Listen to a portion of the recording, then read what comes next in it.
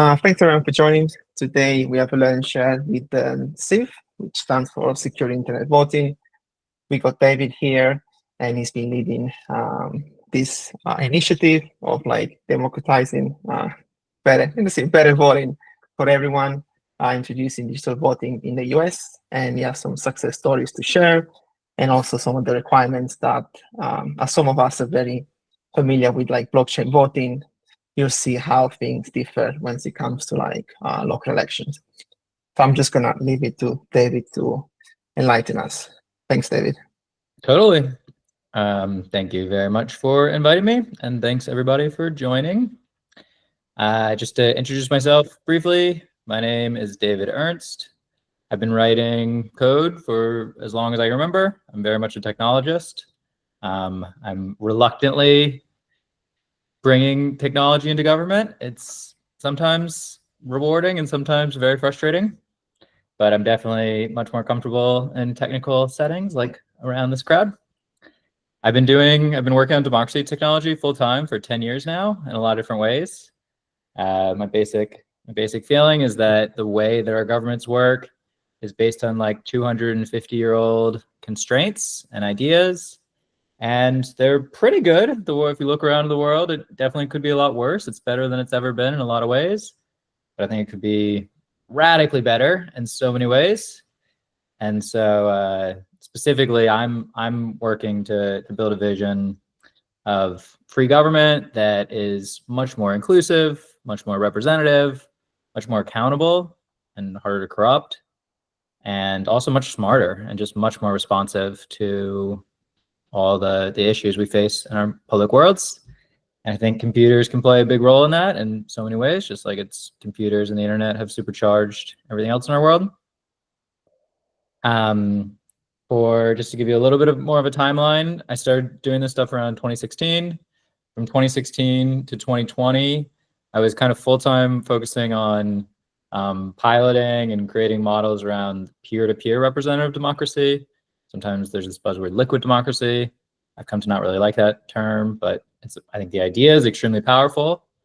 And there's all sorts of reasons why it's super promising in a bunch of ways. And what's nice about it is it's very inclusive of almost any good ideas for democracy. You can kind of fit into it. We can go into more details about that later, but I don't want to get too stuck on that. Since 2020, since the pandemic, I kind of took a step backwards in order to kind of reassess. And one piece of feedback that we heard a lot was like, okay, you have all these really interesting ideas for how better government could work, but we can't even vote in our existing electoral system from our phones or computers or using the internet. And so shouldn't we start there? Like, isn't that just kind of like the even more basic problem? And I think there's definitely some truth to that, and there's a lot of opportunities that open up once we have our governments recognized as citizens in cyberspace on the internet. It's our basic fundamental right as free citizens, and right now we don't have that at all.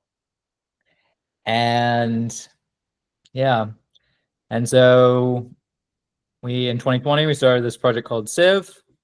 Short for Secure Internet Voting. It's meant to be a protocol, sort of like SMTP or Bitcoin or Signal, but specifically designed around the requirements for government-grade voting, digital voting, remote voting. And I'm excited to talk about the specifics of what's involved in SIV, but before I even get into that, I was also invited to just speak to the differences from blockchain projects and political elections. And unfortunately, there are a lot. I kind of hate to say it. I'm a big fan of blockchains. I don't want it to come across any other way. I'm not a big fan of some of the seedier, sketchier parts of blockchain communities, but huge fan of technology and all the various ideas. And just to give you a little context, I first purchased and used Bitcoin in 2011, something like that, as just like, buying things on the internet.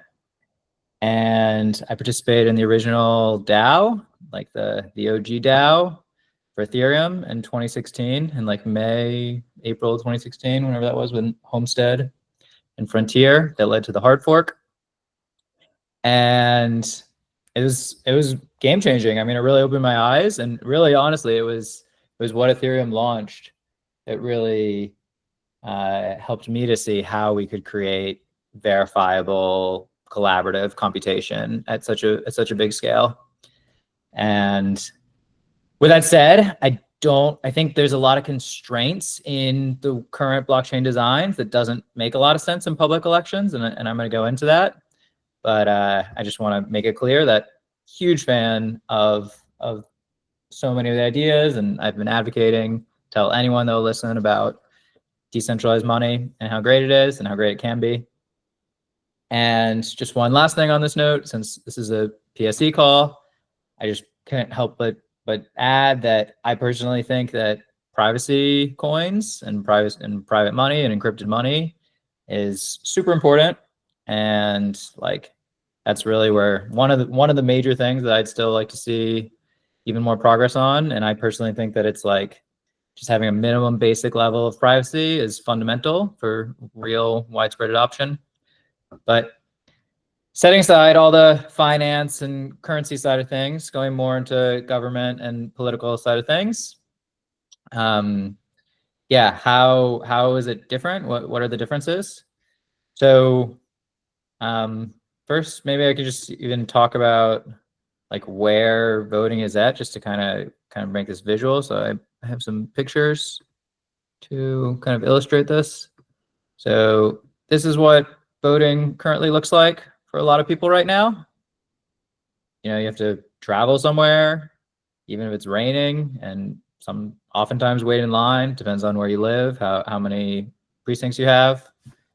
Or maybe you can use vote by mail, but there's a lot of paper involved. I mean, millions of pieces of paper being shuffled back and forth, and really tens of thousands of humans that have to man all the booths and man all the stations and carry all the pieces of paper back and forth and make sure that there aren't extra pieces of paper getting stuffed in the ballot boxes, or votes aren't getting lost, or yeah, I don't know. There's actually, I don't know. It's a really complicated subject. I'm not an election denier in any sort of way, at least in the West for the most part.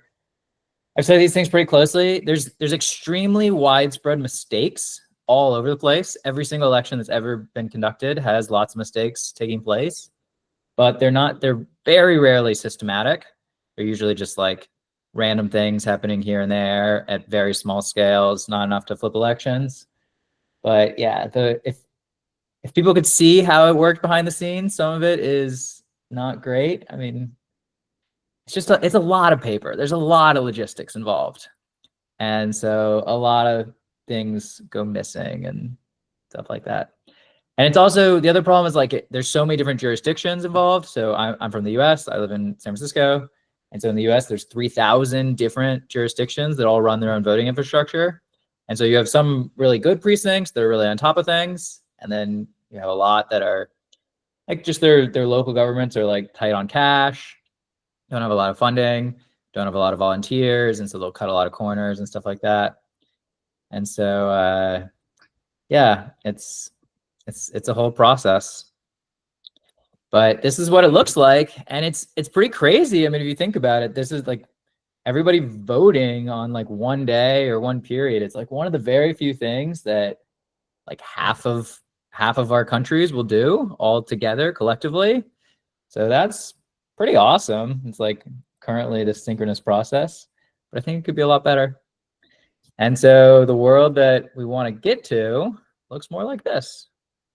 And it's just super easy. It's the thing that is in our pocket that we all are already interacting with, 50 times a day, 50 times an hour, and just make it super easy, much more accessible.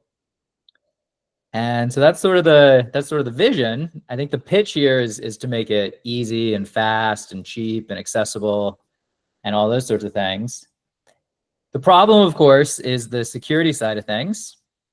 This is why we don't currently use don't currently use digital tools for the most part for voting in government elections, even though the entire stock market runs digitally and our entire news media runs digitally, and people are even meeting their dating partners digitally, and our entire entertainment and a lot of people's jobs are 100% digital, and e-commerce and everything. But voting, of course, has really hard security requirements. In particular, they're kind of, I like to think of as these are the three major security requirements for running a secure election.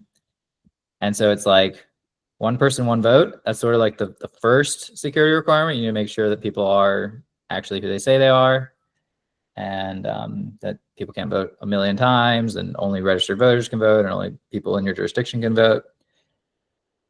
And so that's not the hardest problem in the world. There's a lot, every time you use a credit card, it's authenticated to your name, and there's lots of authenticated systems, but we still need to get it right.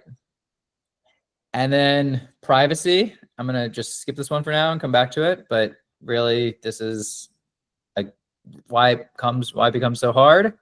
But then the other thing that privacy is kind of the last thing that people think about. But the next thing that people really think about is like, obviously, you need your election results to be accurate. You need it to be protected against compromise, like integrity attacks, whether that's the server, if you're submitting all your votes from your phone or in paper, you need to make sure that votes aren't being changed, votes aren't going missing, that tally actually adds up to what everybody claims it adds up to. Nothing pretty crazy there, but where it does get really hard, especially for a voting context, is the threat model is that you can't trust people's phones themselves. And so like, this is really one of the first departure points from most blockchain contexts is every device that every last voter is using is an untrusted device. And that makes things difficult. And then again, on top of that, we have these really hardcore privacy requirements. In government elections, we have secret ballots. And so nobody is supposed to learn how you voted. The administrator is not supposed to learn how you voted. And so this is a big departure from the way like our credit cards work and everything, where MasterCard or Visa can see every transaction that you make, or PayPal can see every transaction that you make. And so you kind of need something almost equivalent to like end-to-end encryption, but it's unclear who the end is, because it's not, you're not sending a message to only one person. You're sending it to the public at large. And so that is unusually challenging.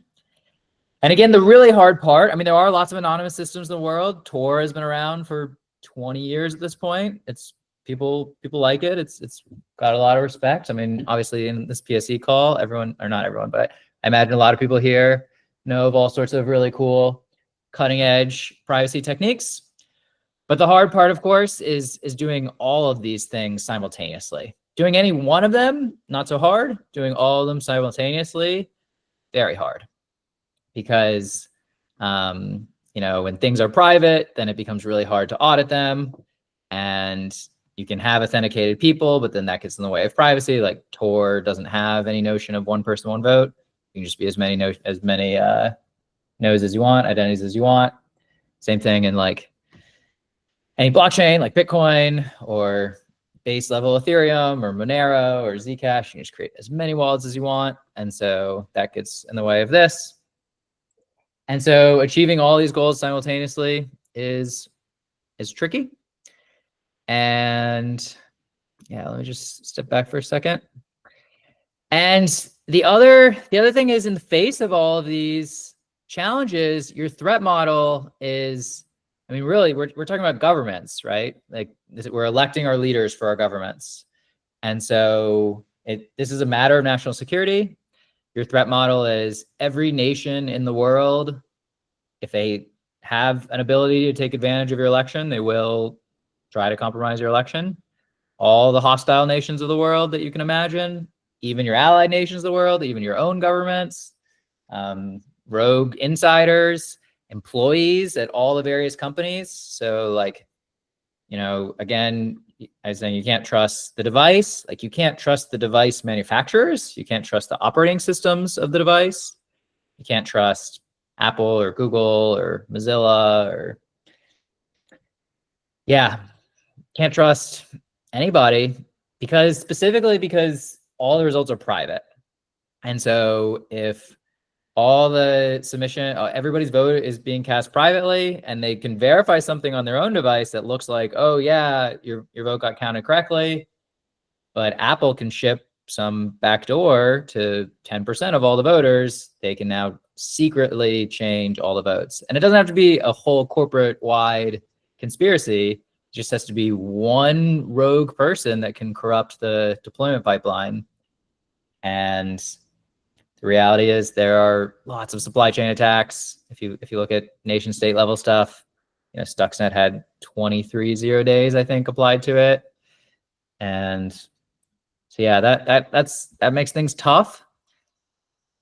So anyway, let me just check out my notes again for a second. Other big problems. So in blockchains as well, just again, big difference. There's this notion of gas fees, like in Ethereum or in, if you're going to interact with a smart contract, users have to pay gas to prevent against like DDoS attacks. And gas fees are a total non-starter in government elections. That's you can't. It's a constitutional requirement, at least in the U.S. and as far as I know, just about everywhere else in the world, that you can't charge people money to be able to cast a vote. It's called poll taxes. It used to be a thing like 150 years ago, and it was seen as very discriminatory. And so, yeah, that's a total non-starter. And okay, so a few more points I want to get to. So in terms of privacy, so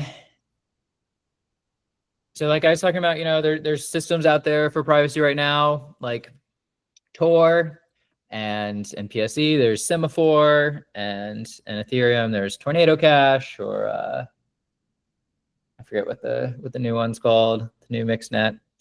But all of these systems are based around the idea of anonymizing the users, and that is not really the best approach in terms of government voting. There's a different approach where you, like, if you think about how vote by mail works, you fill out a ballot on a piece of paper and you seal it inside an envelope and you sign the outside of the envelope with your name. I'm gonna turn off screen sharing for a second.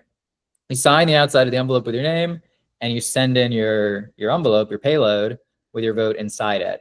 And so then the government gets a big pile of millions of pieces of paper, and each submission is authenticated. And so that's, I believe, really the way that political voting really needs to work. And there's a few reasons for that. So one reason is just very simple legal requirements.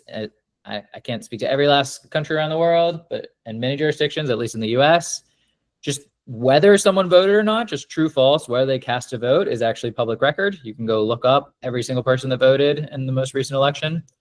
And so a system that is anonymizing, like using a ring signature or nullifier or anything like that to try to anonymize who's casting a vote, just immediately is out of compliance with that particular legal requirement. It also, if you're anonymizing who's voting, that also means that you're now forcing digital voting to be the only option, at least for those people that are opting into it. Because you need to make sure, like our vision is that voting from your phone is an additional option, or voting from your laptop or your computer. You can continue to vote by paper if you want. You can continue to vote in person. You can vote by mail if your jurisdiction offers it. But it's just for people that want it, they can opt into it. But you need to be sure that people aren't casting multiple votes using like both the digital system and the paper system.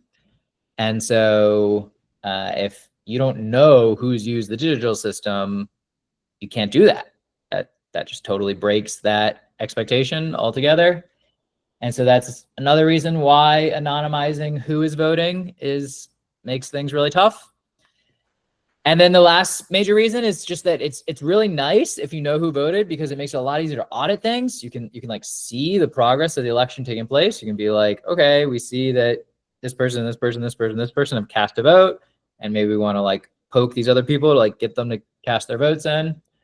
And if everything is completely opaque and you have no idea who's even cast votes, that just makes things a lot harder to audit and like move things along during the process. And we just don't know whether it's successful or not. So that's a big key element of the privacy requirements that a lot of people kind of overlook. The good news is there are algorithms to solve this. This is kind of why we started SIV in the first place, was because I was introduced to this algorithm that this person came up with. It's a specific ZK proof for a cryptographic mixnet for a provable shuffle. And so the basic idea in SIV is everybody sends in encrypted ballots, you get a big pile of encrypted ballots, and then you shuffle them all up using this provable shuffle. And so you get cryptographic proof that everything that went into the shuffle came out of the shuffle, none of them got tampered. And on top of that, we have multiple layers of verification.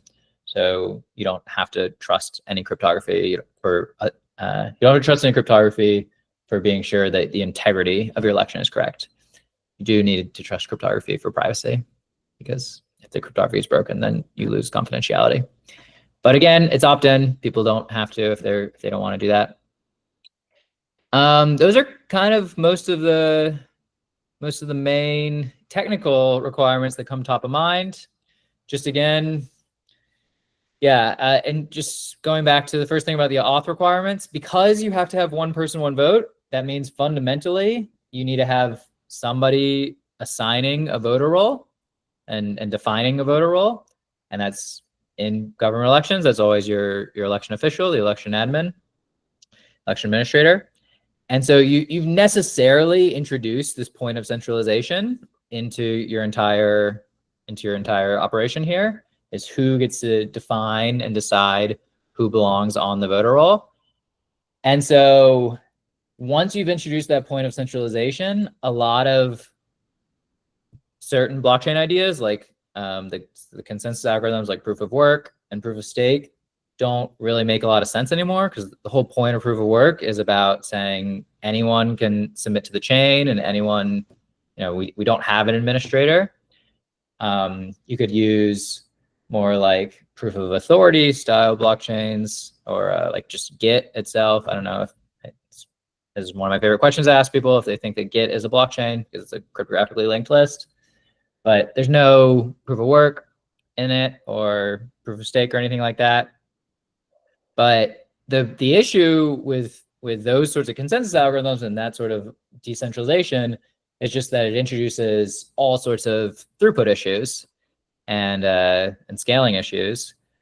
And so, Facebook is interacting, has 1.5 billion people, whatever it is, interact with their web properties every day. And YouTube and Google and all the big things that people are using are getting billions of transactions per second, or not billions per second, but billions per day, I believe.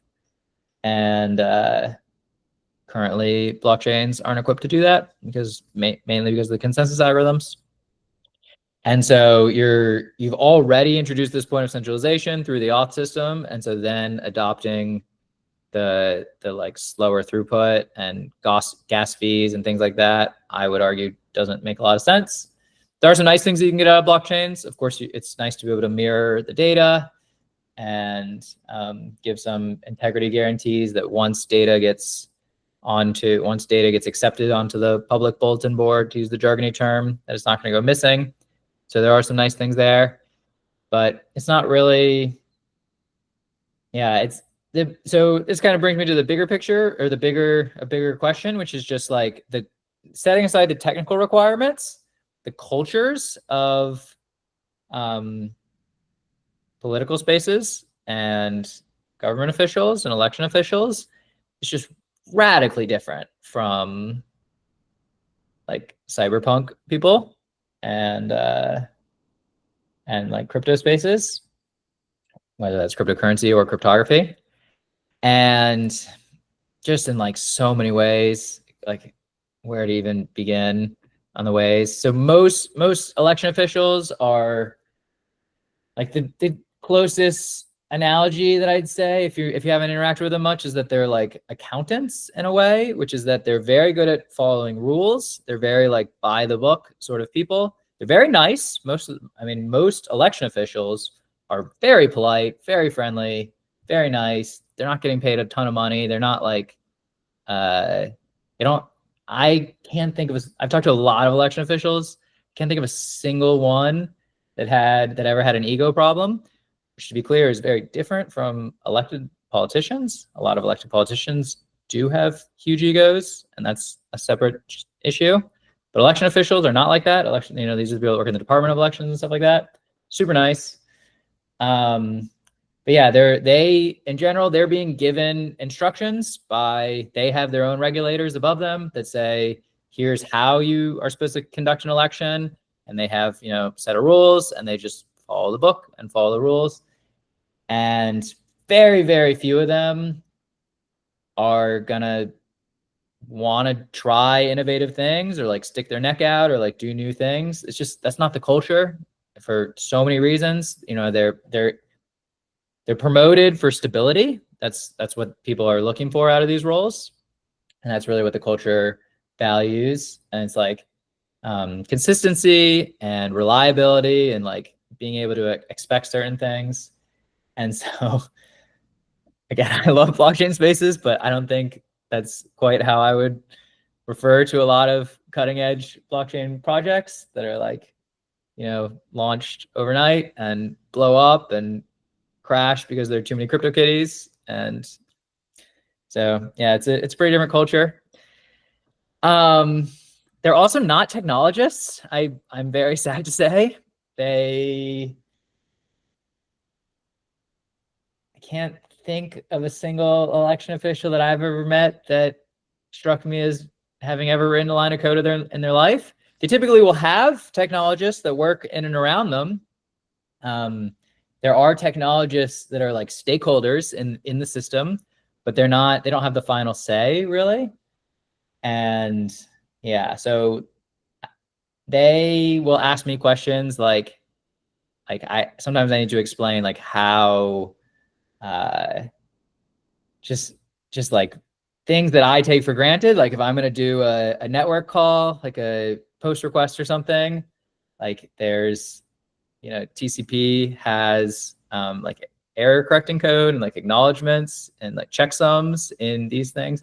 And I don't know, maybe that's too deep. I guess a lot of programmers don't know that either, but it's like they don't, yeah, they struggle. Honestly, they struggle with like their email infrastructure. Like we make this SIV software that makes it easy to run votes. And honestly, the feature that they love the most is not any of the cryptography. It's the fact that it can send programmatic emails to thousands of people with a distinct link to each person. And just like, it's their custom link for people. And it's really just like dealing with email infrastructure is like what they really appreciate. Whereas I like writing cool cutting edge technology. So that can be a little frustrating at times, just culture clash there. Just to kind of drive this point home, I have a quote here I want to share to the screen. So this quote is from this guy, Jake Braun, is one of the founders of the Voting Village at DEF CON. Big thing where they buy old voting machines and people try to hack them.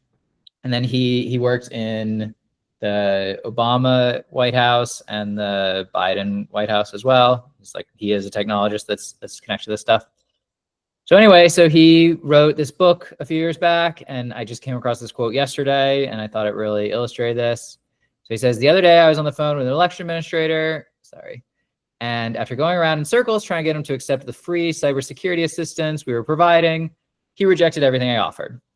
Finally, I just said, okay, how about I send you a list of industry standard cybersecurity best practices? You can look at those and decide for yourself which of them you want to implement. The guy said no. He didn't want me to even email him a list of best practices. He said that he assumed whatever the best practices were, he would not have the time or money to implement any of them, and so didn't want there to be any record that he had received such a list. The official thought that if the Russian hackers did breach his system and alter the results, he didn't want there to be a record that he had ever received a list of best practices, because that could imply he was negligent in his duties and could be held culpable for the breach. He thought it was better to say that he never knew what cyber best practices were in the first place, so no one would say he is at fault for not implementing something he didn't even know existed. Yeah. Just for full caveat, this is an extreme example. That's why I made it in the book. This is not a widespread example, but it's not hard to believe. I mean, I've had a lot of meetings with a lot of powerful people in government, and yeah, some of them can be very depressing from just like a wouldn't it be nice if we had secure digital infrastructure point of view. Oof, I could tell some stories, but I probably shouldn't, at least when we're recorded. You can ping me when we're not recorded and I'll tell you lots of stories. Anyway, so let me turn off that screen share. I want to open up to questions. Yeah, I'll stop there. And oh, I didn't talk about SIV at all. I didn't talk about how SIV works, what SIV is, and talk about how, what our track record is. I can talk about those things. I don't know if people are interested in it. I'd rather open up to questions. Alessandro said that there's like a Q&A tool in here that if you add a question there, then other people can vote on it. And so that could be cool, voting and all that. Yeah, but I want to open it up, let you guys direct things. Thanks for listening to me ramble. I was also told, by the way, that I don't think people were saying that they cannot send comments in the normal Gmeet comment box. So can someone try sending a Q&A question, even just to test, just to make sure that that one is working? Someone that's not an admin.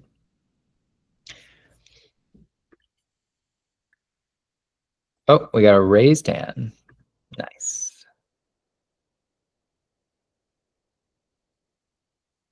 Okay, I think, nice. Looks like you are still. Hello. Hey. Hello. Thank you so much for sharing your perspectives as well as stories around digital voting. Has always been thinking like digital voting should be a yesterday thing rather than a future thing. But apparently, yeah, we do work with a lot of problems when it comes to digital voting itself. Curious about like how did you actually pitch digital voting to, I guess, governments in this case, as it feels like the conflict or the tension will be super high when it actually puts, for example, the election officials or the administrators out of work, which is potentially the person that you are pitching to. So yeah, would love to hear more about your experience on those fronts. Totally. Yeah. So I'll take that sort of in reverse order. So you said it puts them out of work. It does put a lot of the like volunteer poll workers out of work of the job of being a volunteer poll worker, which some of them have expressed some sadness about. They, a lot of people say it's like fun to get to, meet all their neighbors on election day. And so we're not trying to that's a beautiful thing. And we're not trying to discourage that. But the main election officials very much stay in their role, stay in their job. The basic way SIV works is we provide the tools to the election administrators. They use the tools to administer the election. And so they still have to manage the voter roll, design the ballots, make sure the questions on the ballots are all well-formed and qualified and everything like that. Get all the ballots to people in the various ways that takes place. And in SIV, just for context, for government elections, we actually recommend that you still send an invitation to each voter in snail mail. And so people scan a QR code. You receive your normal vote by mail packet. It has an extra page in it. I think I have a picture of it here that kind of shows you. But I can share the screen. But so the short answer is they still have lots of roles to play. The thing about, so you still receive like a invitation in snail mail, and then you can scan it, or it has a number that you can type in on your computer, and then you can cast your vote on your phone, and you get confirmation everything on your phone. So there is still a good amount of logistics, but the simple thing is, in a lot of elections that we've run, basically we've done a number of side-by-side of paper versus civ, and basically you just need like at least 10 times as many human poll workers to run a paper election compared to a digital election.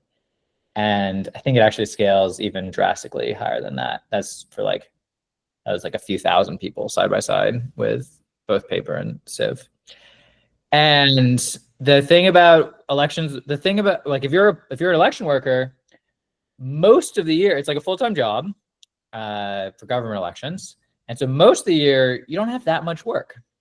But then on election day and election night, you have an insane amount of work. And, you know, you're supposed to be collecting like 1 million people's votes and like overseeing like tens of thousands of poll workers and like hundreds of precinct locations and everything. And so, especially on election night, typically everybody, all the staff is still there all night long, like till 4 a.m., 5 a.m., 6 a.m., counting ballots. And like counting ballots, what that means at this point is taking paper ballots outside of envelopes and trying to feed them through Scantron machines, just like one after another times 1 million. And sometimes the machines reject them. And it's like, you know, when you try to put a dollar bill into an old vending machine and it like spits it out and it's like really sad.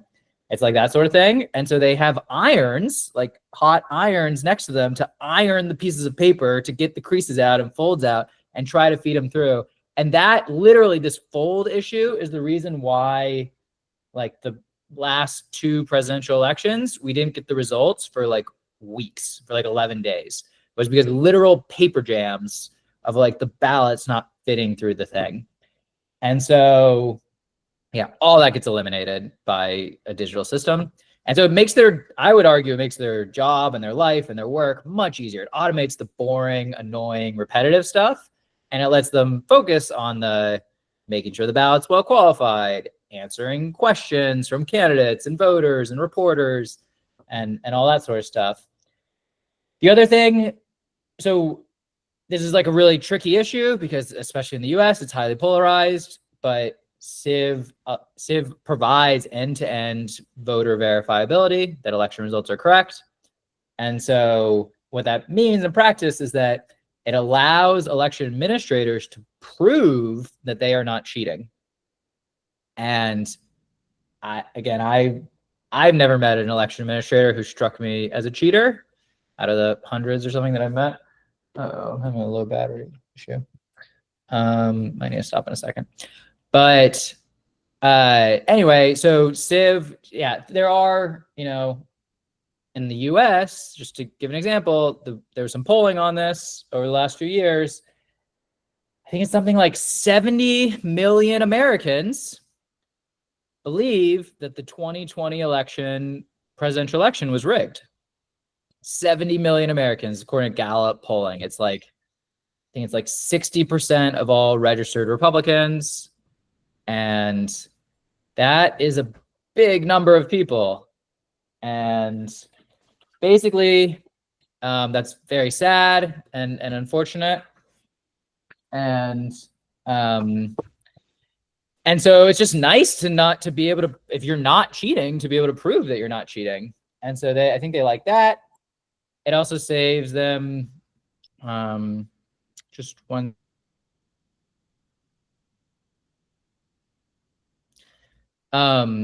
Just in the kitchen. Okay, anyway. It also saves them some money. And the other thing is a lot of election workers, yeah, great, now my power's back. A lot of election workers, again, a lot of them, they like their community and they want to let people vote. They got into it for good reasons. And so especially younger generations are asking them, hey, can I vote for my phone? Although it's not strictly a younger thing. It's lots of people want to be able to vote from their phone. And so they would love to be able to make it easy for people to vote from their phones, and in our experience, most of them. And so it's like a win-win-win in a lot of ways. The big the big detraction is they don't want to be first. It's risky. They don't want to. Their biggest fear is that the TV cameras show up the next day and stick a bunch of cameras in their face, and they say, "How could you let this happen?" And yeah, like that quote that I was reading from that guy. I mean, that was an extreme example, but it's like they don't want to be seen as liable. And so the short answer, I mean, this has been a very long answer, but the part of sort of the strategy, and I think someone else asked a question about this, is like, how do we do this? Basically, we just have to like make this stuff a lot more common and like accepted and normal. And so we're working to make SIV very easy for people to use just for like their friend groups. And like you can drop it in a WhatsApp room or Signal chat or iMessage group. You can just drop a link and people can vote, and everyone can have privacy, but also have verifiability. We can use it in like, I don't know, some people have like social clubs or religious organizations or school clubs where they need to vote for like presidents and officers and things like that. And just make it super easy for people to do that sort of thing. Kind of specifically where we've had a lot of success with this is there's lots and lots of political parties. And so like every city will have like this city in the US, they're the Democrats and the Republicans and maybe the Greens and the Libertarians, and other countries, of course, there's all sorts of parties as well. And so they'll have regular meetings, like oftentimes once a month or maybe quarterly, or they'll have big conventions like once a year or twice a year.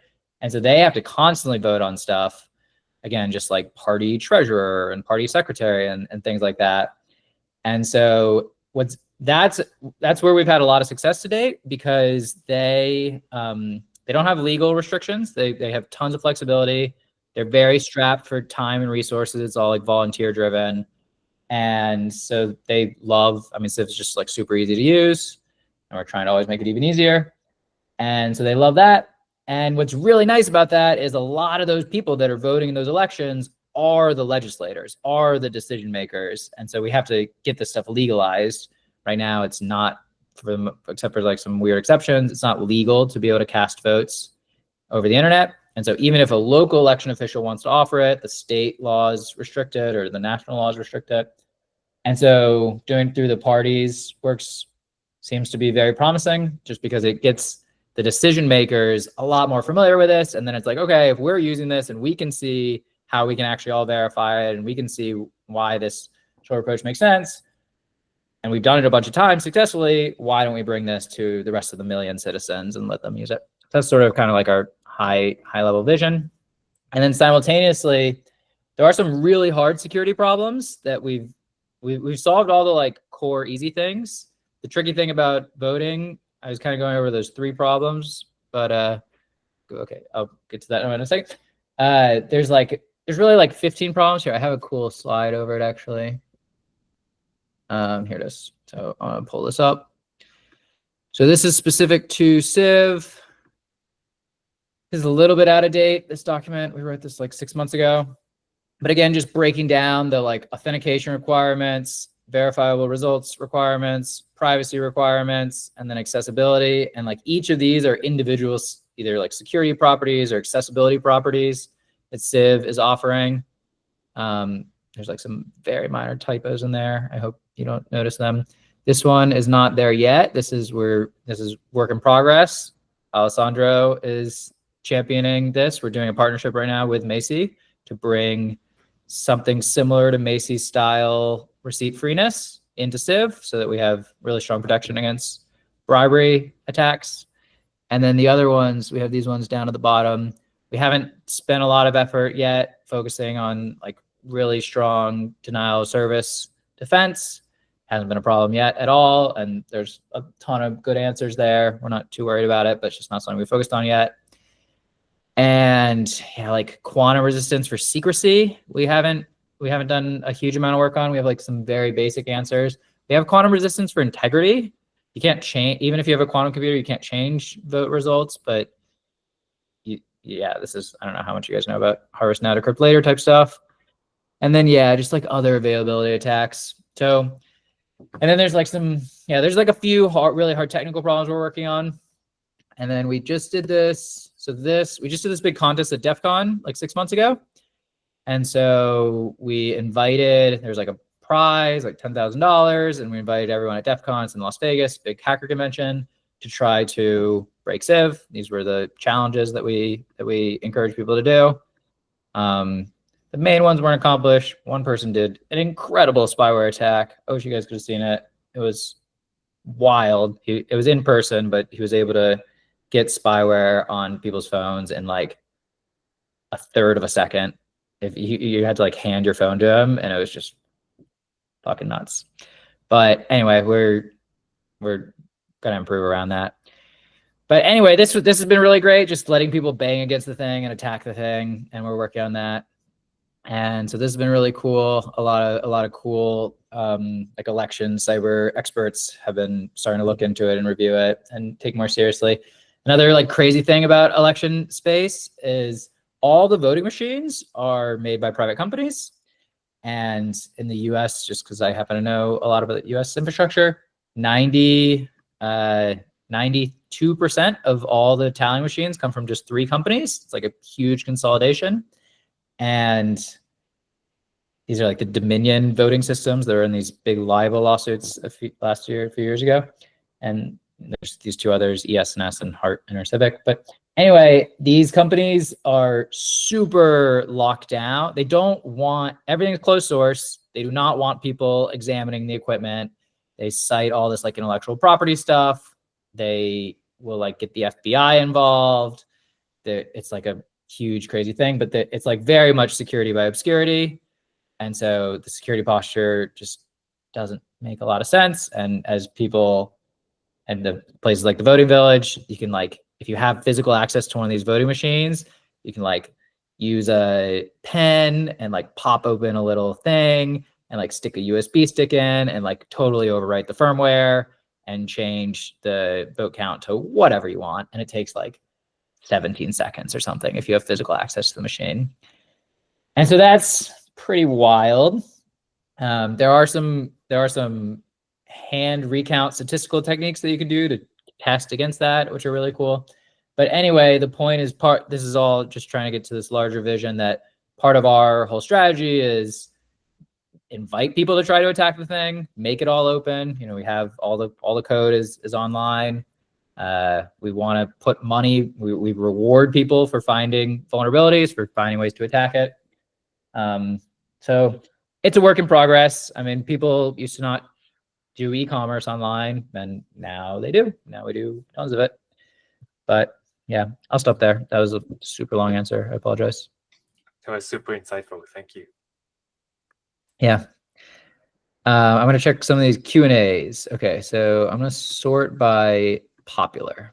Okay, so John Gilding with 4 upvotes says, can you talk a bit about how SIV works technically? How does it, and that's question 1. And then 2, how does SIV prevent collusion, e.g. I screen record my vote when voting and use that as proof to sell my vote? Okay, 2-for-1 question. So yeah, I can talk about SIV technically. I will pull up some docs. I'm going to try to keep it very high level because there's a ton of details, but we can get into more details, but I don't want to get too deep into it. But at a high level, here's a very, very high level overview. You start by having a list of voters, and like there's basically 5 steps in a SIV election, like 5 key steps. And so you have your list of voters, and so you send out vote invitations to all the voters.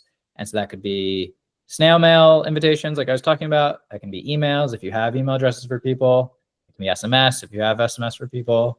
We've done a lot of in-person elections where they actually hand people QR codes.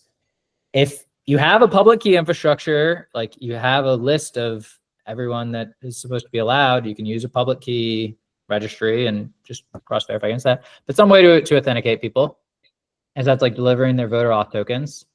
And then on device, people are making all their selections. I'll go to this one, which shows it a little bit better.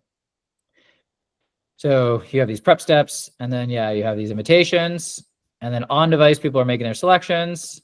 You know, it kind of looks like I was saying, the actual interface looks like this. Super simple. You can have as many questions as you want. You can use different voting methods. This is like choose only one, but you can do ranked choice voting and score voting and quadratic voting is a little bit harder for some reasons. But you can do budget voting. We've done some participatory budgeting type stuff now.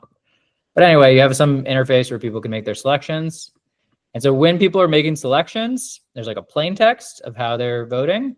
And so if they choose Angela, their plain text is Angela. They choose Jane, their plain text is Jane. And so then that all gets encrypted. And so this encryption is an El-Gamal encryption thing, which is basically a Diffie, not to get too technical, but it's basically a Diffie-Hellman handshake with one extra step where you use the shared secret to also encrypt. And it's very well documented. It's got the same security assumptions as an HTTPS handshake, happening trillions of times a day. We're specifically doing it in the elliptic curve group. Okay, I'm getting way too into the weeds. Anyway, there's some encryption happening. You can read about it. I can go into more questions if you want. I won't get lost into the details. But basically, you're preparing this encrypted vote. Sorry. And so then one other important detail with your encrypted vote is that your device on your own phone picks a random number. And this is like your verification code. And every time you make a selection, your own device locally is picking a random number. And that also goes inside with your vote. And so at the end of the election, you're going to be allowed to verify that. So anyway, so you prepare your vote on your device. This all stays on your device, all the private info that went into it. And then you just attach your auth token, which came from the first step. And so you're sending in this payload that has your encrypted vote with all the fields. You could have like one for mayor and one for president and one for Proposition 6. You know, all the columns, we call them, all the different ballot questions. And you also attach your auth token. And so the election administrator just checks, okay, is this a valid auth token? You know, you send that in. The election administrator checks, is this a valid auth token? And is it unused right now? And if it is, it shows up in a big old list, public ledger of all the votes that have come in. And so it's just it's the digital equivalent of vote by mail. You sent in your vote inside this envelope, encryption envelope, and on the outside is your name. And so the election administrator can see who each one belongs to. So then you get a big pile of a lot of votes, and you get some confirmation from the administrator. Hey, we received your vote. We actually send you this email so that after the fact you can confirm the step. Each of these steps has individual paper verification methods, so you can see if anything goes wrong after the fact. But anyway, then after you have all the votes come in, the voting period closes, and this is when we do this cool cryptographic mixnet, this shuffle. Step one is you just remove all the auth tokens. All the votes get permuted. Now, this is my favorite part. This is like why I love SIV more than anything else, because it does this really fun operation called a homomorphic re-encryption. And I have been into cryptography since I was like, I don't know, 10 years old. And no one ever told me that you could do this, but this is like the coolest thing ever. What's happening is you have an encrypted payload, and you send in the encrypted payload to someone, you know, the administrator or anyone, and someone else can then change your encrypted payload to another encrypted payload without ever decrypting it. And to me, that's just crazy. I think that's very cool. And thank you for the heart, whoever sent in the heart. And very simply, I mean, from a mathematical point of view, it's like your vote was X, and when you encrypted it, you were doing a elliptic curve scalar multiplication by A, which is a one-way function. And then the re-encryption is someone else is taking your existing thing and adding their own B additional encryption. And so the combined effect of that is as if it had been encrypted in the first place as A plus B. I won't get too into the weeds. But anyway, so you combine all these steps where you permute the things and you re-encrypt the things. And then there's also a ZK proof of the shuffle. This is the thing this guy, Andrew Neff, came up with. We have more docs about it. I can very quickly, just in case anyone's interested, you can learn more about it if you go to the SIV homepage and research. And it's this paper here. These are all the like academic papers that went into building SIV. Each of these are like different threads. And so this paper built on this paper, which built on this one, which built on this one.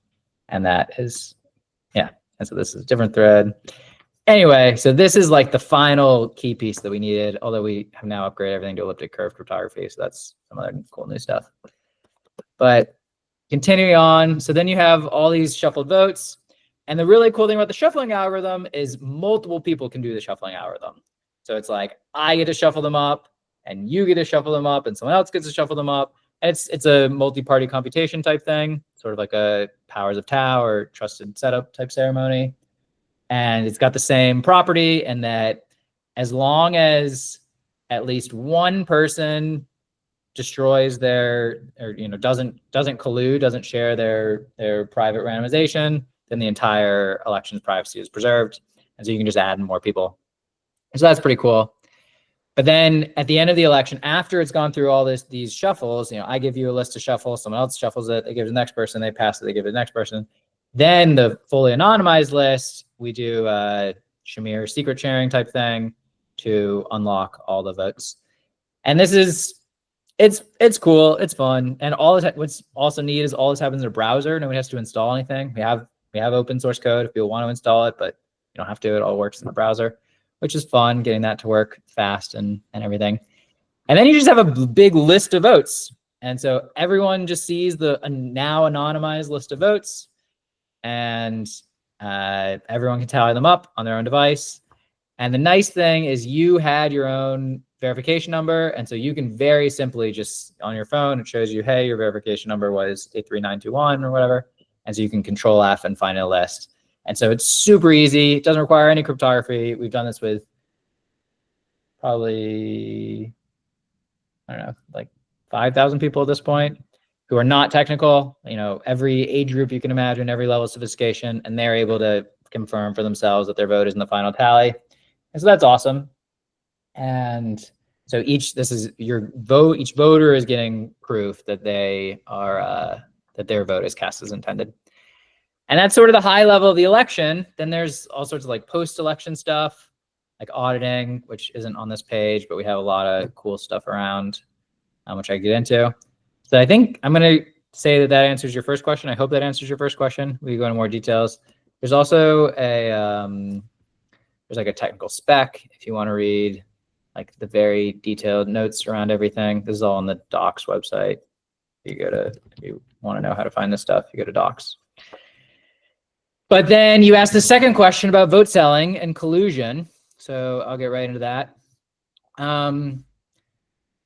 Where to even begin on this? So the first answer is that we have to like calibrate where we expect vote selling is right now. Like this is another one of those like kind of myths that cryptographers have convinced themselves that isn't quite true.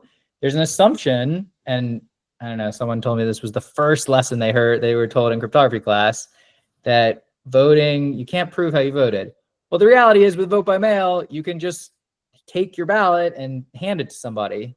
Anyone sitting in your house can already see it. So at least for in-person bribers or coercers, that assumption has already gone out the window at this point. You can also, you talked in your question about like screen recording as you were voting. And so again, if I'm in a voting booth, even in person, I can record a video of how I'm voting right now in a paper election, and I can be on a live video call with a briber, a third-party briber, and they can watch me cast my vote. And so there's a mistaken assumption, I would argue, about vote selling, that people seem to think that it's totally impossible right now. I would argue that it's not. We have like these score rubrics. It's hard. You have to do some steps, but it's not impossible right now. So that's like first kind of just setting the baseline. And then, we could get into all these reasons why it's like kind of like a overblown issue, but let's not. I don't mean to be dismissive. So we have all sorts of cool answers. We have this really exciting thing that we developed called the vote seller's dilemma, which is like this game theoretic thing, because the key thing to understand about vote selling and collusion is that it's highly illegal. If you get caught trying to sell or buy your vote, you go to jail for 2 years and you can pay a fine up to $10,000. And so that has been on the law. It's a felony. You lose your right to vote for the rest of your life. It's a very serious thing. And the thing is, when you are selling your vote, it's like no honor among thieves. You are trusting that the other person isn't going to rat you out. And so basically we can exploit that. it's like a prisoner's dilemma type situation. If the two parties can cooperate, maybe they can carry out this scheme. But the cool thing about prisoner's dilemma is you can set up the Nash equilibrium such that for either party, it's always better to defect. And so we can do the exact same thing. Basically what we say is if you get caught trying to sell or buy a vote, you continue to get fined this huge amount. We have a slight tweak. Instead of saying $10,000, we suggest that you get fined 100 times whatever the agreed upon vote sale price was. And so that is your fine if you get caught.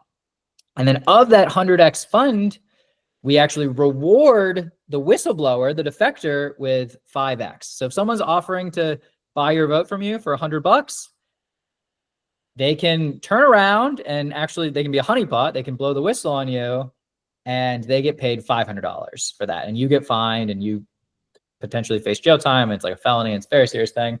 And the point is, obviously, we don't want anyone doing this. We don't want anyone to get fined. But the point is we can use this sort of approach to disrupt trust between would-be buyers and sellers. And so this is a legal mechanism, a game theoretic mechanism. It's not a technical mechanism, but it's pretty cool. And SIV has some like specific things that can make this easier. And we can like write in the interface, warn people about it and alert people about it. And it has all these interesting properties, and we can go more into this. We got to try this out at DEF CON this past year, which was amazing. That we could talk all about that. We're hoping to do another big contest this coming year at DEF CON to even lean in even harder to vote selling concerns. But anyway, so this is the current defense and current things. I think it's pretty good. We have this page where we compare various voting methods. So this is in-person versus vote by mail versus SIV. And this is across a bunch of different properties that I think are valuable in a voting system to have. And so each of these have like scores for like why they get different things, but they're rated on a scale of 1 to 10. And so if you don't have that bounty reward system, we readily admit that this is a weak point for digital voting. We really should just call this like collusion resistance. But anyway, yeah, it starts out weaker than in person, but it's not nothing. I mean, most people don't really want to sell their vote. Anyway, but then we believe if you add these bounty rewards, it becomes a lot harder. There are still some slight edge cases where the bounty rewards seem to not work. That was something we learned this past year at DEF CON. And so now we're working on this new thing in collaboration with Macy. And so this is very cool. I'll pull that up. Silently cancelable votes. It's still a work in progress, but this is using a circum circuit.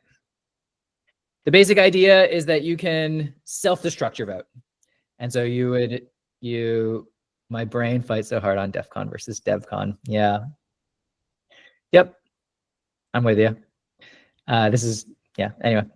So silently cancelable votes. The basic idea is that, yeah, you still have the normal SIV published vote total, but now we have an additional total of self-destructed votes.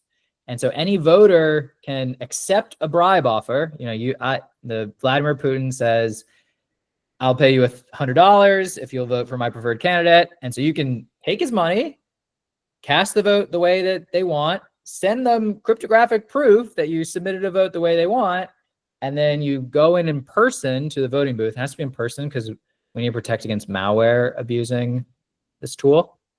These are the key threat model that we're working around. The coercer never learns if you've used this tool. The election administrator can't abuse this tool, which is a problem. There's Estonian digital voting, and unfortunately, it currently has this problem where the election administrator can cheat a little bit here. But then also malware on voters' devices. This is unfortunately a little bit of a problem for Macy right now. It's not a big deal in a blockchain setting because if you have malware on your device, it would just steal your entire wallet anyway, or just empty your entire wallet. So it's not really like an additional trust assumption in a blockchain setting, but in our setting, it's not a trust assumption that we're making. And so we have to be able to protect against this. And so the basic idea is if you're facing a threat of bribery or coercion, you can secretly use this tool. You can come in person and you say, I'd like to cancel a vote. And you scan some private data off your device, and then you cancel your vote, and you can cast a revote in person, in paper, and there's no possible way for your briber to know whether you use this ability or not. And so basically you can take their money, but then trick them. And so the idea is, again, it just utterly destroys the incentive to want to offer people bribery or money. And you can use this for collusion too. So this is actually a stronger tool. I mean, coercion is a stronger tool against, like, there's been a lot of talk because of vote by mail around like domestic violence type situations, or like employers trying to force people to vote a particular way. And so this is an additional benefit that we can introduce in a digital setting that currently paper voting doesn't have all of these strong defenses against. And so that's cool. Just one last thing on this subject.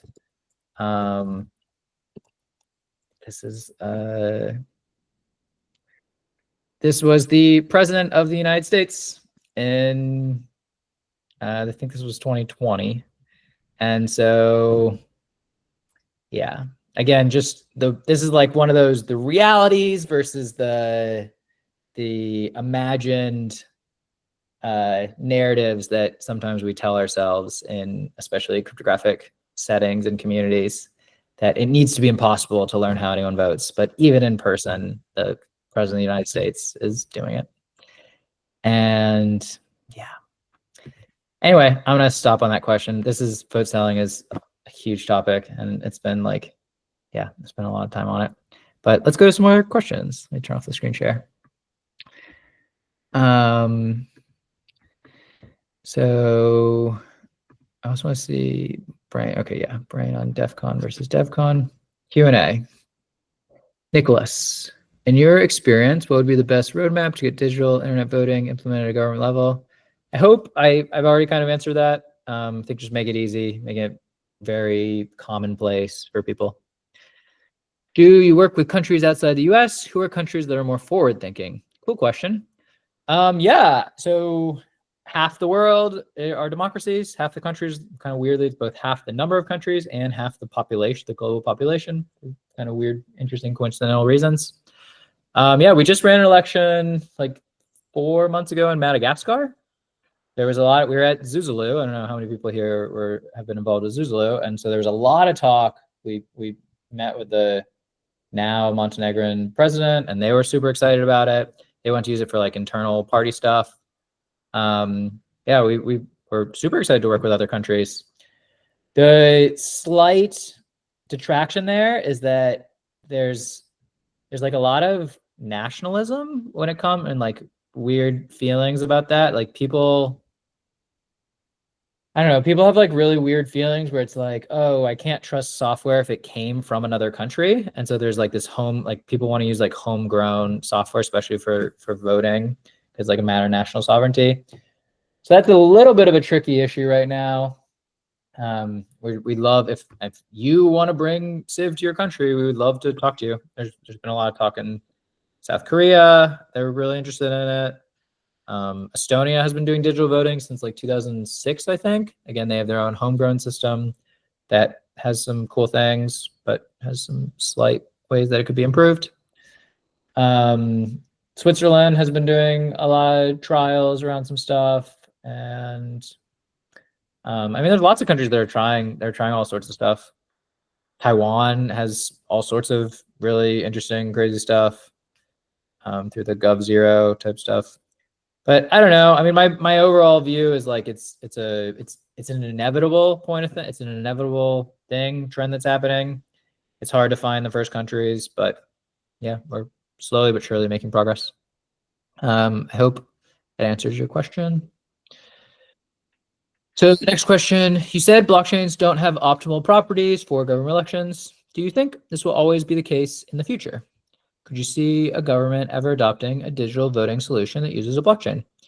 Yeah, totally. I mean, I would never say never. The big thing that blockchains need to figure out in order to be usable for voting is just like scaling issues. Like the famous line was always like Bitcoin can only do 7 transactions per second, the main Bitcoin mainnet. Obviously layer 2s and everything have totally different situations, but just the reality is you need to be able to support hundreds of millions of transactions per second to work. And again, the gas fees thing. But if you can do everything off chain and then you do like aggregation layers and proofs, that's great. Then it's kind of like at a certain point, like if you're doing everything off chain, then does that count as a block? I don't know. It just gets into like semantic questions and issues. Like what do we define as a blockchain? Again, this is my favorite question: is Git a blockchain? Not GitHub, but Git itself, because it's decentralized. You know, anyone can fork a repo, anyone can make their own history of reality. Every block is a commit, and it's cryptographically hashed, and it can be cryptographically signed, and it's a linked list pointing to the previous block. But there's no proof of work or proof of stake or anything like that. So I don't know. There's no currency. I don't know how much that matters. But I can show you if you're interested in this. We have a really cool design. If anyone wants to work on this, we would love to work with anyone that would like to build this. But we would love to. Right now, whenever someone votes, all the votes just go into our centralized database, and then we post it. We have a public ledger, and in some elections, we'll actually also post mirrors of that to GitHub as like text files of the JSON blob. But we would love to also post it to IPFS and other things like that, decentralized storage type things. And we have this really cool design. I'm super into this. But basically, one of the big issues with SIV as it currently exists, I was talking about these steps. So you submit your vote, let's say on day, whatever day it is, but then you submit your vote then, and you can confirm like, oh, the administrator said they received my vote, and they give you this proof that they say you received your vote. But then when the final tally comes out, that's going to be at some later time after the voting period has actually closed. And so there's like a gap in the time there. And so that's something that blockchains are pretty good at, like finality. Once the transaction is accepted to the chain, it's final. The problem is like we have to, we're not going to pay like huge gas fees, or certainly not going to pay a gas fee for every vote. We could do some aggregation type stuff. And so that's really interesting. We have this really cool design that I'm super excited about. Basically, the idea is we would put a big pile of money into a pot. And so imagine we say we put $10,000 into a pot, and the pot doesn't have to be, it can just be an analog pot, but it could be a smart contract specifically. And so then at the end of the election, when you submit your vote, we sign your transaction that we received your vote. If your vote goes missing between when you submitted it and when the final results are posted, you can claim the money in the pot. And so if it's not, basically everyone in the world can see whether anyone's claimed it. And there's like this big concern that a lot of people ask is like, okay, you have all these cool technical things, voters can verify their vote, yada, yada, but will they? A lot of people ask that, like, I'll verify my vote because I'm responsible, but I don't trust all these other sheeple out there. This is like a very common argument that we hear. It's kind of, I don't know. I don't want to diagnose it. But anyway, the point is that people have strong feelings about that. And so this is potentially a really cool answer, because the point is that like money's nice. If they actually think that something went wrong with their vote, they can just take the money and everyone can see whether the money has been claimed or not. And so we have the whole design for how the smart contract would work. Alessandro even showed us a way to make it drastically more efficient. So instead of having to submit all 100,000 votes, we can flip it to like a disinclusion proof, and then you only need the logarithm, log in through the Merkle tree to show how many votes are missing. So if anyone wants to work on this, please do reach out. That would be awesome. And then the idea would be election administrators would opt into adding this as an additional guarantee on their election, because it's an especially high stakes election.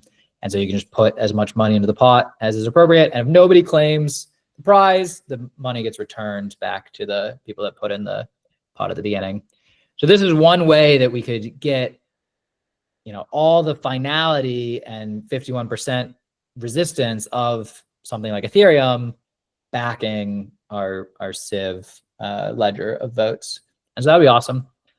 But the reality, I mean, again, I don't know if I hate to say it, but the reality is like very, very, very few voters are asking for this, and election administrators are almost anti-asking for it.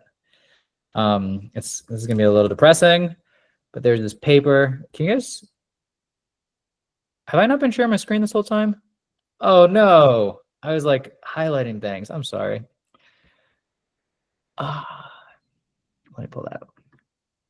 So I was going through this whole design of how this smart contract works, and like how the money gets sent, and like the specific each of the transactions along the way, and what each transaction the smart contract does.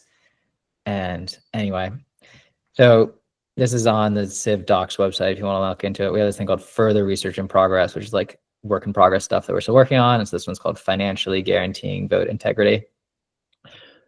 But anyway, I was going to say, just to this point about appetites for blockchains, there's like really bad, blockchains have a very bad reputation in political spaces.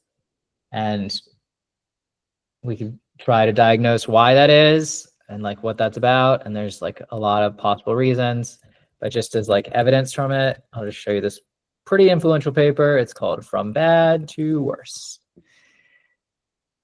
Blockchain. Going from bad to worse.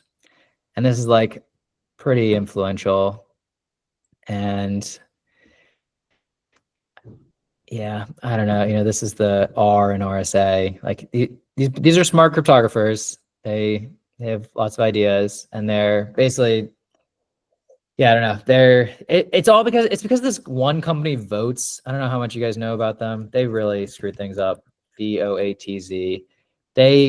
They were pitching all this marketing around their blockchain, you know, their election secure because it uses a blockchain, and it was like vaporware. It was like, there was no blockchain, first of all, but they were saying there was. And then they eventually added 8 AWS servers that they were in control of, all 8 of them.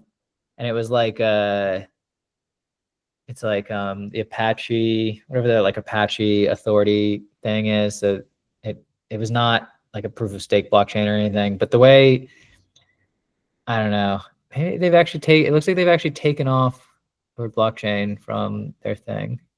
I don't know here, they do still say it. But anyway, there was like a lot of people. And then there was this one called like Horizon Zero or something, Horizon Dawn blockchain voting. And this thing, they did like a Horizon state. Yeah, so they did like $100 million IPO or ICO, whatever it is. And so they were just like throwing marketing dollars, and I don't know. Basically, a lot of people got really pissed. And so now there's very bad vibes about blockchain in these spaces. And so we have to it like triggers people. It's not good. Anyway, that was a long-winded answer, but yeah. Obviously, like my attitude is like, yes, of course we need cryptography. Of course we want verifiability. Of course we want credible neutrality. Like all these things are great things. Let's not get like too hung up on, I don't know. We don't need like a currency in the middle of it. I don't know. But yeah, I mean, these things will definitely change. Anyway, I'll stop on that answer. I don't know if there are any more questions. Oh, what's one? There was Sino with the raised hand for a little bit.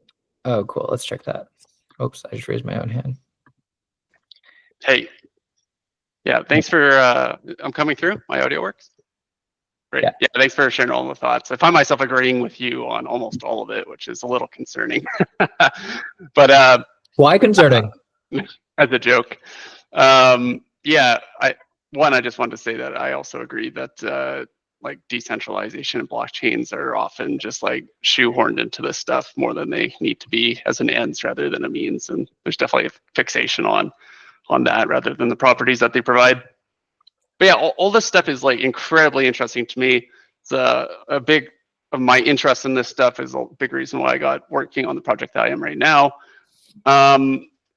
I'm not totally convinced that like approaching governments first for this sort of stuff is like the right avenue for adoption. I'm really interested in like trying to figure out how to make democracy and voting and polling an app and like productizing it and making it something that folks are actually interested in and find fun to use. And you did mention that, you know, SIV does support, you know, just like smaller interest groups essentially getting together and doing this sort of stuff. I was wondering if you could just share some thoughts on, yeah, just like productizing this and that strategy for like driving adoption of new tech. Yeah, 100%. Yeah, just to give some examples. So like when I'm visiting my family, my extended family, it's like, where should we order dinner tonight? Should we get Indian food or Chinese food or pizza or whatever? And so we'll create a little SIV vote just for that. And it's like surprisingly nice. It's the whole idea is just like preventing peer pressure and preventing groupthink and just letting people, you know, express their desires in like a safe environment. And it's super fun, even with like tiny groups of people. I'm in a Burning Man group, and so we'll use it for our like Burning Man camp. We had like 50 possible issues that we were trying to figure out, like, what do we prioritize among like 50 of us? And so we just threw them all up and we put a score vote. And so you just decide, you can say like, not important to me, super not important to me, slightly not important to me, neutral, kind of important, most important. And just we'd argued for like 8 hours all night long. It's like a retreat we were on. And instead we just threw this up and everyone could do it asynchronously in like 5 minutes. We were all at a house together, but we got, I don't know, whatever 50 times 50 is, like 2,000 responses in like 5 minutes. And it's automatically sorted and it's just like super easy. And it just totally unblocked us. And it turned out we had been spending way too much time on like little issues that people really didn't care about that much. And it just gave us a much clearer sense of priorities. That was a fun one. Occasionally we'll use it on like work meetings, again, for like lunch, like just in these settings where like we don't, you know, we want to make a good impression, but we do have preferences, but it's like tricky, like how accommodating do you want to be? Yeah, again, just preventing groupthink. One thing I'm super interested in, I use Signal all day long. I like live in Signal Messenger. And so I'm really, really interested to just make it super easy to just drop in a link and people can privately do a thing. I was in this one big Signal group with like 250 people or so. And last night, these two people got into this insane argument for like 12 hours straight, all about whether LLMs are useful or whether LLMs are the worst thing ever created and destroying society and destroying the environment. And they just went at it for hours and hours and hours and hours. And I think there's some opportunities to like let other people weigh in like a safe way about like, hey, maybe you guys should chill out, or like, let's, you know, should we do like moderation type things and group chats? I think could be really interesting because I think a lot of group chats kind of struggle with that right now. And so safe moderation tools, I think, is really interesting. But anyway, yeah, I mean, I 100% agree with you. I think there's lots and lots of lower stakes settings that make a lot of sense. People talk about like homeowners associations. Again, like the workplaces is another really big one. There's all sorts of really interesting ideas around like building consensus, almost like labor union type stuff, like organizing. Like I have some friends, again, doing some AI stuff. And so they happen to be very connected. They're in one of these groups, not the pause AI, the like 6 months pause, but connected to one of the other ones doing similar stuff. And so they're really connected to like 95% of the top AI researchers in the world, which is only like 200 people. I mean, it's a pretty small group of people actually.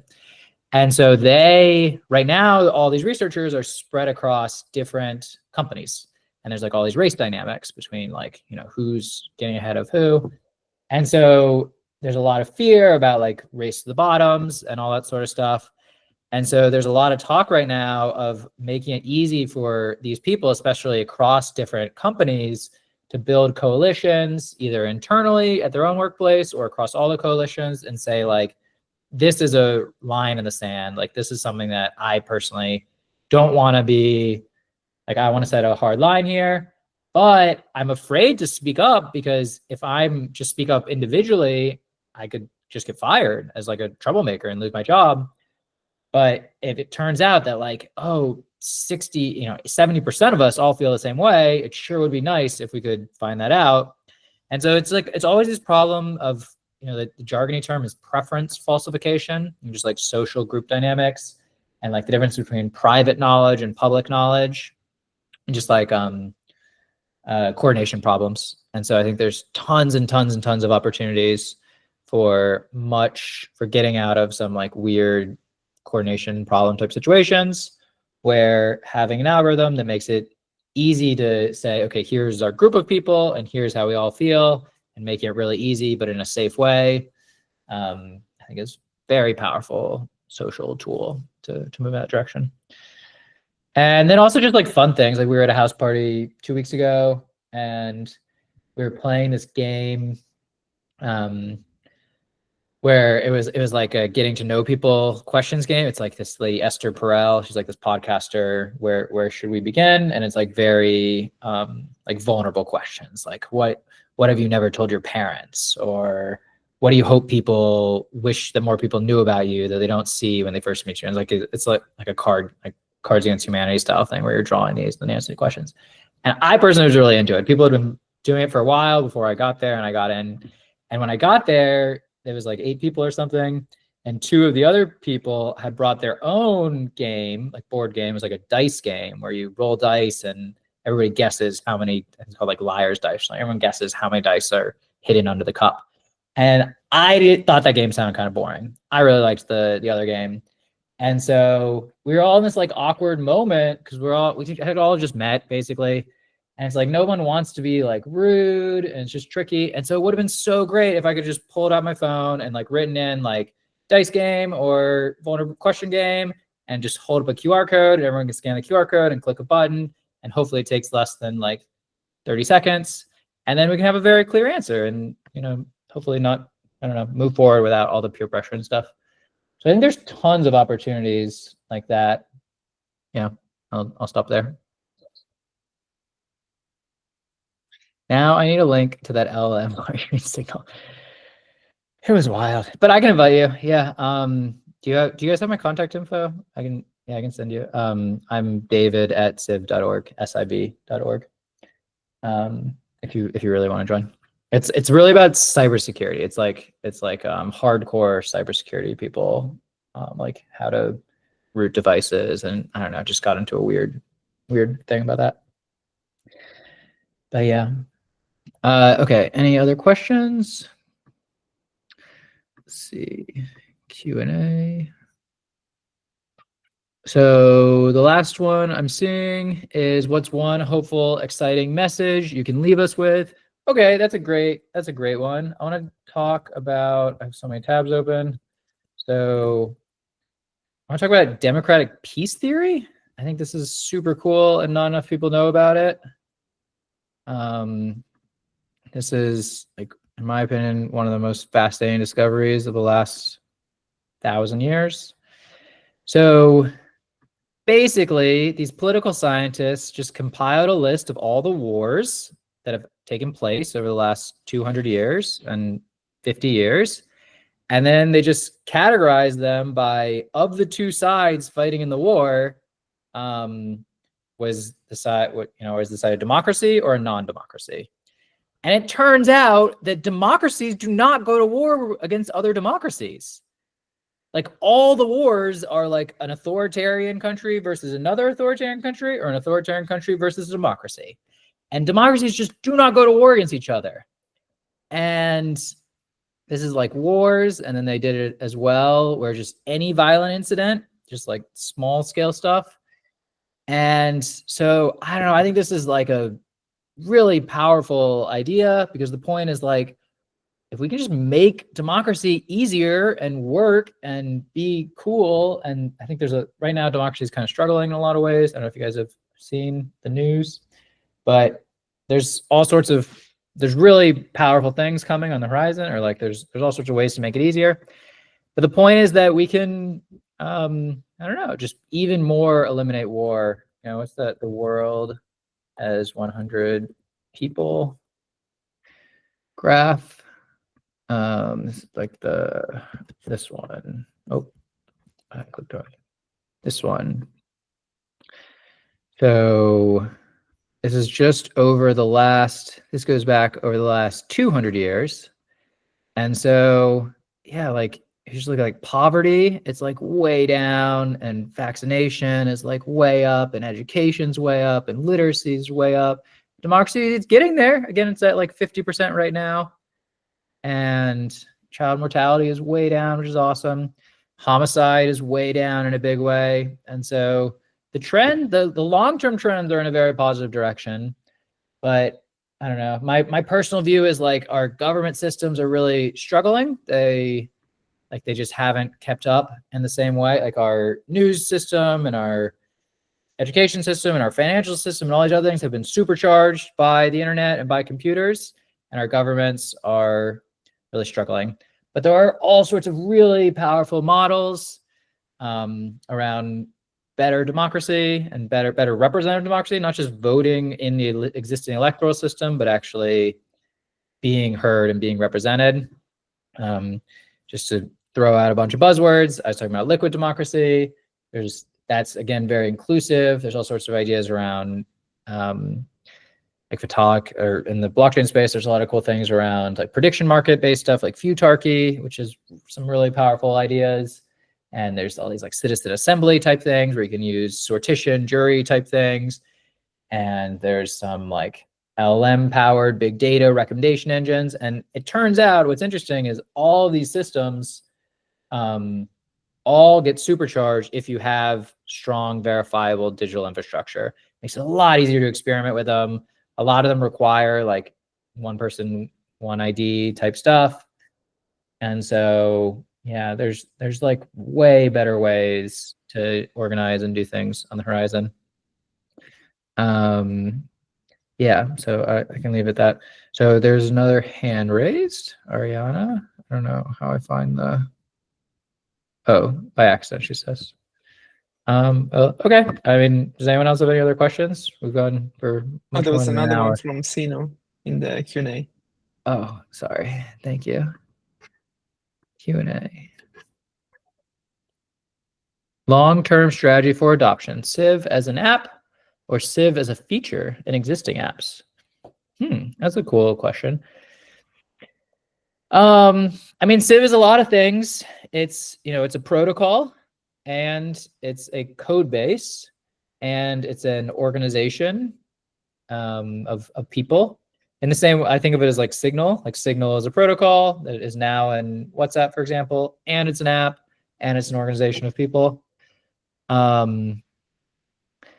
One kind of interesting note is that the way SIV works right now is it's all like web-based. There's nothing to install. I mean, you can install like the web app to like administer elections if you want.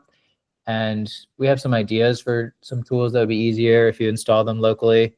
But it's actually annoying to force your voters to have to install an app just to be able to participate in a lot of elections. It's like it's like usually a once a year thing. But yeah, I think just dropping links. I mean, it's like YouTube, right? Like YouTube, like the internet spreads because of links. Like YouTube spreads because of links, Instagram spreads because of links. But people do have their infinite feeds. Some people are interested in this idea of like an infinite feed of democratic questions. I'm less interested in that from an entertainment point of view. I think it would be awesome, really cool, if I could post questions to my city, or post questions to my neighborhood, or post questions to my state, and make it like really easy for anyone to post a question in a verifiable way to all of our neighbors, almost like polling on every issue, but decentralized, not having like top-down polling agencies, and have the responses have like verified identities. So we have some really interesting ideas around that. But yeah, it's, couchsurfing.com had this famous thing many years ago, which was like one of their KPIs was they wanted to minimize the amount of time that people spent on the app, because their whole idea was like, we want to connect people in person and like have people have cool experiences. And so it's sort of my design philosophy. Like it's not meant to be like sticky. or like be like engagement bait. It's like it's a tool. You have a problem, you want to poll people. The easiest tool. We think of it as the easiest tool to do it, and then it gets out of your way. I mean, it's almost like plumbing, right? It's like you don't think about plumbing until it breaks, but you just take it for granted. And so I think we kind of want it to be like that, or I don't know, lots of stuff like that. But anyway, I don't know if that answers your question. As a feature in existing apps. Yeah, some people have asked us if they could integrate it into other apps. You can embed it as an iframe. So we did this really cool election like 9 months ago with this group called the New Democratic Primary. That's actually how I got connected with PSE and Macy. I don't know how much Alessandro knows that. But yeah, it was in partnership with some other PSE people, the ZK, the Open Passport team. And the basic idea was, this was in the middle of the presidential primary process. It was right after Joe Biden had like a disastrous presidential debate, and everyone was like, what is this? We definitely need a better option. And we saw one of the issues was, or my personal opinion was, one of the issues was like, everyone that I talked to was like, obviously we need a better option, but it was very unclear who that better option should be. And so there's been tons and tons of really interesting work on better voting methods to get us out of these spoiler effect type situations and the gridlock, and there's like all these voting paradoxes. And so we basically set up this thing called the New Democratic Primary. It's still up. I think it's newdemocraticprimary.com or .org. I think they both go there. And so you could attach a passport proof, an anonymous passport proof to it. You didn't have to. You could also verify via SMS, and then we could later add passport proofs as it became necessary. And then it gave you an interface for like 11 of the top options for a replacement Democratic nominee, and you could rank them in a really fun, nice animated interface. And yeah, it got a little bit of attention on Twitter, a few hundred people. But then like 2 days after we launched it, Joe Biden announced he was stepping down and he was endorsing Kamala Harris. And I think that was not great. I think primaries are a good thing. I don't think we should have non-primary candidates for office or appointed candidates for office. But anyway, the reason I just brought it up was because one thing that was really nice about it is we just embedded SIV as an iframe to make it work. And so now SIV has support to be able to do that. You can just put it in anything else. And so that's cool. Yeah. Thanks everybody for listening so much. I was told again that was an accidental hand press, the raising hand. Yeah, I guess I want to do one more. Thank you for clapping. I know it's been so long, but I want to do one last thing just to show you guys different ways of doing democracy. We were talking about like long-term vision. We did actually include it in the event notes. But so, right now, this is how our democracy works. We have a tiny number of elected officials, and then they have lots and lots of citizens around them. In the US, it's 300 million citizens, 500 legislators, like just about 1 million to 1. It's like 800,000 to 1. And so we made this person in the middle. These are 25 people around the person in the middle. And so we made it 25 times bigger, but in reality, it should be 1 million times bigger to match our current system. And the reality is we have like thousands and thousands of issues, like policy questions, laws, civil rights issues, foreign policy questions, tax issues, technology regulation issues, healthcare policy issues. I mean, there's so many issues. And sometimes we're aligned with our representative, but I don't know about you guys, but I'm definitely not 100% aligned with my representative all the time. So that's very frustrating because they have 100% of the say. And so one of these other models is more of this peer-to-peer web-based model where people can weigh in how they feel, but you can pick your own representatives. And so you can start to do much more dynamic and bottoms-up empowering of leadership. And so as people that you trust, you want them to represent you, you can always override them, you can always replace them, but people can start to accumulate voting power, and we can have leadership without needing our current model of elections, which I think of as like a cage match. It's like 4 people enter the ring and they try to beat each other up as much as possible. And one of them exits kind of bruised and bloody, and we all lose, really, because that's not a great way to do things. And so in this model, you can pick your own representative. And you can even get more advanced. You can say like, this is who I want to be my representative on foreign policy. And there's a different person I want to be my representative on environmental policy, a different person when it comes to how do we regulate new pharmaceuticals. And so you can get much more expert driven. And these don't even have to be people. They can be organizations. They could be AI models. But again, you have accountability over them. You can fire them and replace them as much as you want. It can be all sorts of other democratic ideas, like I was talking about with like futarchy type stuff, like prediction markets or citizens assembly. There's a lot of different ideas for how to do citizens assembly. And so what's nice about this is you create lots of options. And so it's like anyone can set up a citizens assembly. And if it's doing a good job, people can just back it with their voting power and say, yes, this is doing a good job of representing me. And so I don't know, this is a fun thing. There's all sorts of really, really interesting implications of this. I could talk about this for many more hours. We've been going for so long already. So I should probably stop for now. But I appreciate everybody taking the time to join for this. It's very fun stuff. And I hope we can collaborate and hope we can continue to push things forward. Question, how to get involved or contribute? Great question. Well, the first thing that you should do, the simplest thing, is go to SIV.org and maybe like scroll to the bottom or something and put your email address in somewhere, just so that when there are interesting things happening, we can keep you in the loop about it. I am very anti-spam. We send out messages like once every 2 years or something like that. We're not very good about it. We could definitely do it more. So you don't have to worry too much about that. And of course, you can always unsubscribe anytime. So that would be the very first thing I'd say. The next thing I'd say is like, it depends on what your skill sets and things that you bring to the table are. If you're like a product person or a technical person, there's lots of cool product to be developed. If you're like a security person, there's lots of cool security type stuff to try to attack and analyze and find vulnerabilities in. If you're a politically connected person, there's lots of opportunities for using political connections in cool ways. If you're a very wealthy person, there's lots of funding opportunities if you are into that sort of thing. I mean, it's going to be specific to you, but you can always reach out and we can find all sorts of fun things. It's a big problem. There's tons of different dimensions to it. So I'm sure there's fun things that we could find that hopefully excite you. And yeah, just tell people about it.